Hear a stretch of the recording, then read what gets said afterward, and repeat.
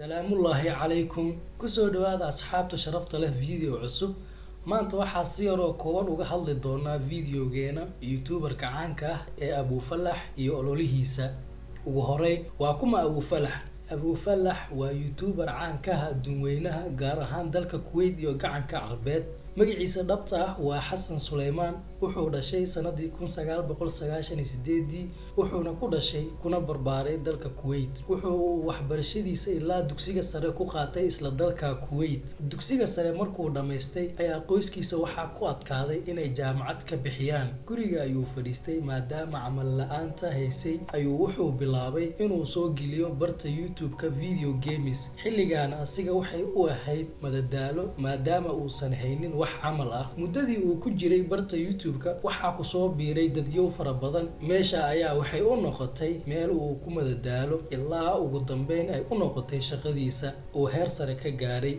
ku dhawaad waxaa ku xiran bartiisa YouTube-ka 24 milyan oo qof. sanadadii ugu dambeeyay caalamka ayuu qabsaday magaciisa oo indhaha caalamka ayuu soo jiitay markii uu sameeyay waxyaabo aanay dowlado xitaa ku fikirin inay qabtaan. wuxuu sameeyay samafalo aad u qiimo badan iyo ololooyin khayri ah taasoo uu u caawinayo dhammaan muslimiinta inta dhibaataysan. markii uu arkay bartiisa inay kor u kacday wuxuu go'aansaday inuu qabto olole dadka muslimiinta tabaalaysan lagu caawinayo. ololaha wuxuu soo bilaabay dhamaadkii sanadii 2020ka. intuu ololahaasi ku jiray si guud ahaaneed wuxuu qabtay 3 olole oo waaweyn. ololihiisii ugu horeeyay wuxuu ahaa 3 Diseembar 2020ka kaas oo uu ku dhawaad 1000 qof oo indhaha la uu ugu sameeyay indhafiiq. ololihiisa labaad wuxuu qabtay 28 Oktoobar 2021 asigoo 28 saac gudahooda ku soo aruuriyay lacag gaaraysa $1 milyan oo doolarka Mareykanka ah. caalamka ayaa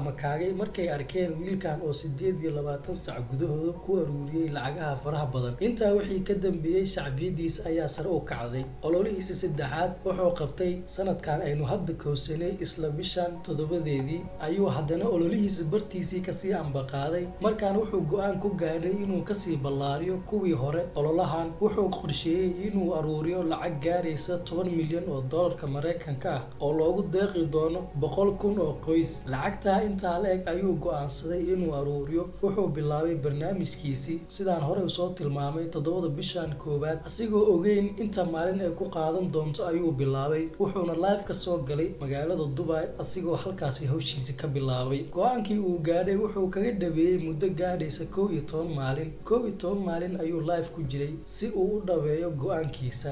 waxaana ka caawiyay ololihiisa ururka Xaamid bin Rashiid Al Muqtam iyo hay'adda UNHCR iyo bangiga cunnada ee Masar. saddexdan ololo waa intii ugu waaweynaa balse wuxuu qabtay khayriyaad kale oo fara badan sida masjid uu dhisay iyo ceelal uu ka hirgeliyay meelaha biyo la'aanta ka jirta. markaan aan intaa ugu soo gudubno Abufalax qofku yahay iyo waxyaabihii khayriga ah uu qabtay. waxaa maalmihii ugu dambeeyay soo taraya warar sheegaya inay gacanta u gelayso lacagahan la aruurinayo dowladda Suuriya iyo Bashar al-Assad oo aan dadkii loogu talagalay oo loo aruuriyay aanay gaareen. inkastoo aan la haynin warar cad oo sheegayo in arintaa ay jirto. halkan ayuu ku egyahay muuqaalkeena maanta. intaan muuqaal kale ku kulmi doono sidaa iyo amaan Allah.